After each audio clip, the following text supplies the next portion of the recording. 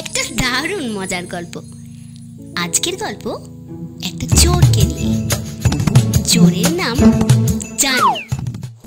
জানু কি আদৌ একটা চোর নাকি ভীষণ ভালো ছেলে? জানতে হলে পুরো গল্পটা শুনবো ঝানু চোর জানু। তাহলে চলো আজকে শুনি আজকের গল্প ঝানু চোর জানু। ছেলেবেলা থেকেই জানু শয়তানের এক শেষ। আশেপাশের লোকজন তার জ্বালায় অস্থির। জানুর বাবা বড্ড গরিব ছিল। জানু ভাবলো বিদেশে গিয়ে টাকা পয়সা রোজগার করে আনবে। যেমন ভাবা তেমনি কাজ। একদিন সে বাড়ি থেকে বেরিয়ে পড়ল। খানিক দূরে গিয়ে বনের ভিতর দিয়ে একটা নির্জন রাস্তা। জানু সেই রাস্তা ধরে চলল। সমস্ত দিন বৃষ্টিতে ভিজে শ্রান্ত ক্লান্ত হয়ে জানু শেষে পথের ধারে একটা কুঁড়ে ঘর ছিল, সেই ঘরে গিয়ে উপস্থিত হলো। ঘরের ভিতর আগুনের পাশে এক বুড়ি বসেছিল। জানুকে দেখে সে জিজ্ঞেস করলো, কি চাই বাপু তোমার? জানু বলল, চাইবো আর কি, কিছু খাবার দাবার চাই আর একটা বিছানা চাই। বুড়ি বলল, সরে বড় বাপু, এখানে কিছু পাবে না। আমার 6টা ছেলে সারা দিন খেটে খুঁটে তারা এক্ষুনি বাড়ি ফিরবে। তোমাকে এখানে দেখতে পেলেই তারা তোমার চামড়া তুলে ফেলবে।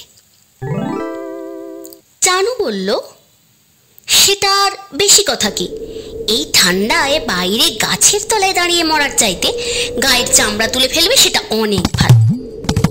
বুড়ি দেখলো সেই সহজ লোকের পাল্লায় পড়েনি।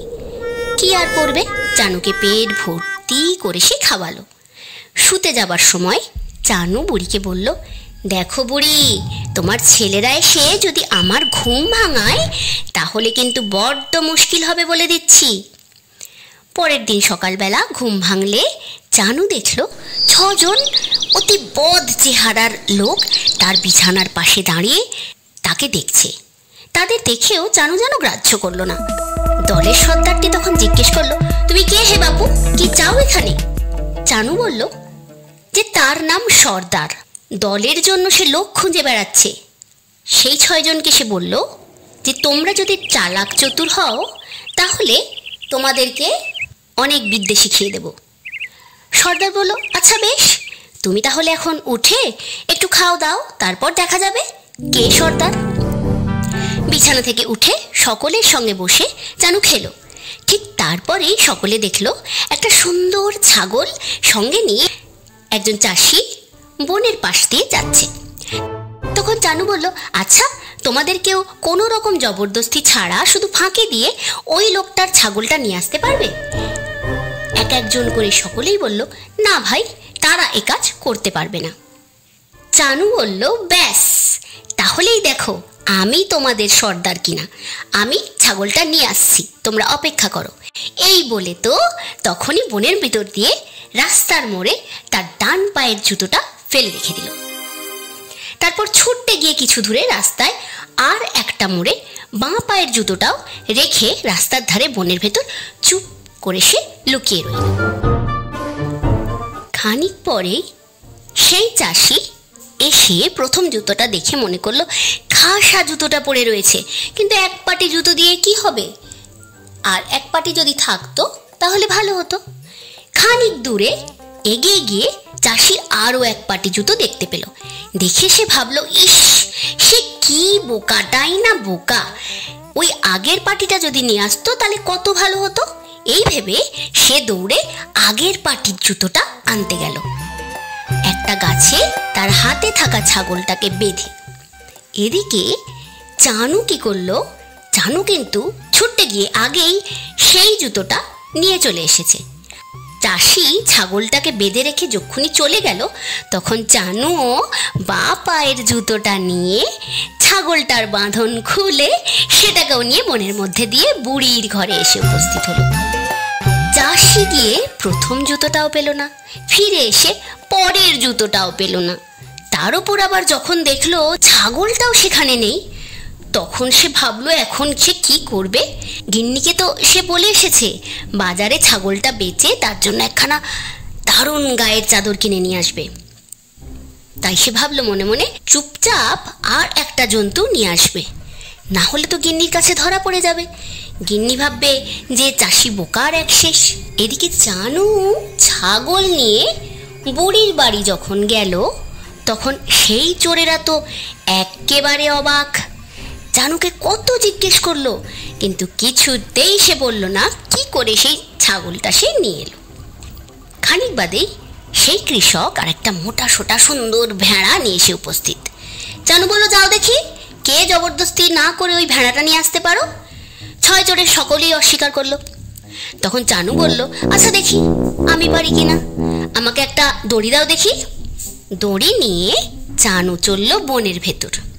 এদিকে চাষিটা তার ছাগল চুরির কথা ভাবতে ভাবতে রাস্তা দিয়ে চলেছে। মোড়ের কাছে এসেই দেখলো গাছের ডালে একটা মড়া ঝুলছে। মড়া দেখেই তার গায়ে কাঁটা দিয়ে উঠল। রক্ষে করো বাবা, খানিক আগে তো এখানে মড়া টড়া কিছু দেখতে পাইনি। সামনের মোড়ে গিয়ে সে দেখলো গাছের ডালে আরও একটা মড়া ঝুলছে। রাম রাম রাম রাম রাম রাম, এ কি হলো? আমার মাথাটাই গুলিয়ে যায়নি তো? চাষি তাড়াতাড়ি চলল, ভীষণ তাড়াতাড়ি সে চলতে শুরু করলো।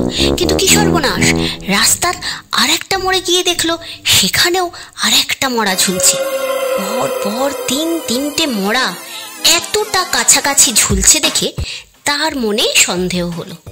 না, এ কখনোই হতে পারে না, আমারই বোধহয় মাথা খারাপ হয়েছে। আচ্ছা দেখে আসি আগের মড়া দুটো এখনো গাছে ঝুলছে কিনা।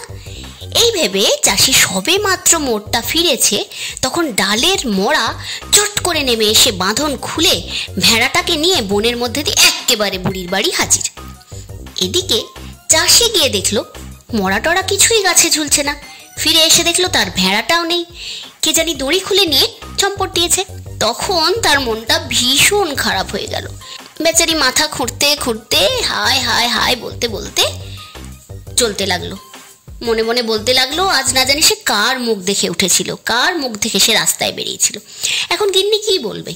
সমস্ত সকালটাই মাটি হয়ে গেল, ছাগল ভেড়া দুটোই গেল। এখন কি করবে সে? একটা কিছু এনে বাজারে বিক্রি করে গিন্নির শাল না কিনলেই চলবে না। আসবার সময় দেখেছিল ষাঁড়টা মাঠে চড়ে বেড়াচ্ছে। এবার সেই মনে করলো যে সেই ষাঁড়টাই নিয়ে এসে বাজারে বিক্রি করে দেবে। জানু যখন চোরদের বাড়ি ভেড়া নিয়ে গিয়ে উপস্থিত, তখন বাকি চোরদের আক্কেল গুড়ুম হয়ে গেল।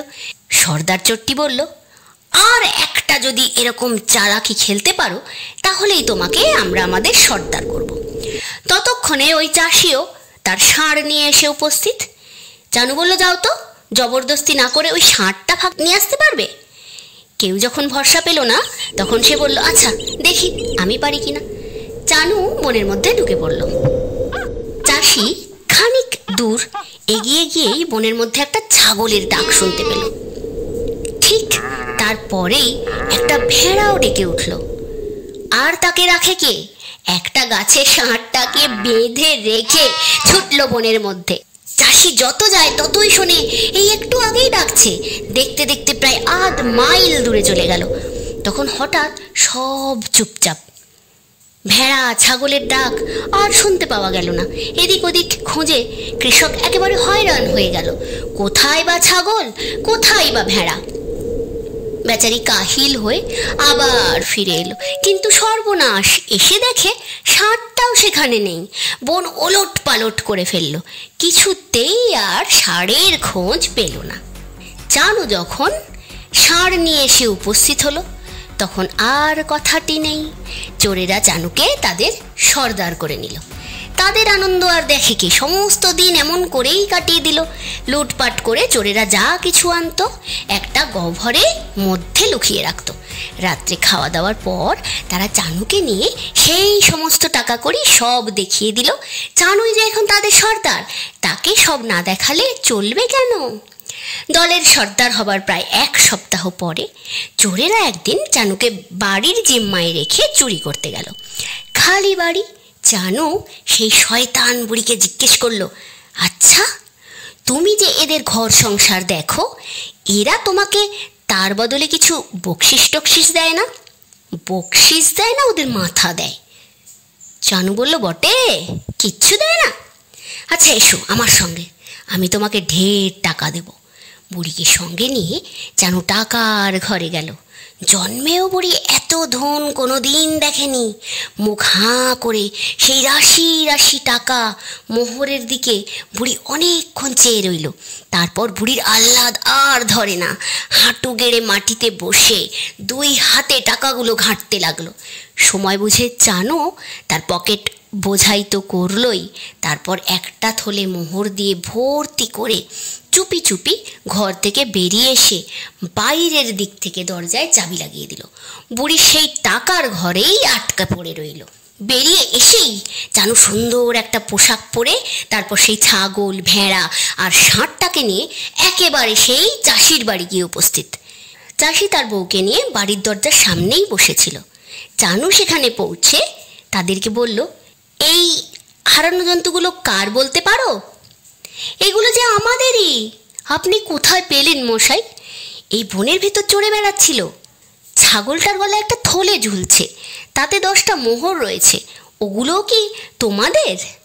না মশাই, আমরা গরিব দুঃখী লোক, মোহর কোথা থেকে পাবো? আচ্ছা, মোহরগুলোও তোমরা নাও, আমার কিছু দরকার নেই। মোহরগুলো নিয়ে 2 হাত তুলে চাষি চানুকে আশীর্বাদ করল।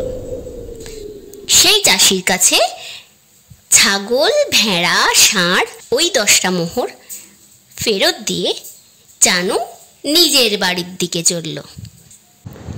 আমার গল্পটি ফুরলো, নোটে গাছটি মুড়লো। আবার নতুন গল্পের সঙ্গে শিগগির দেখা হবে। Bye bye.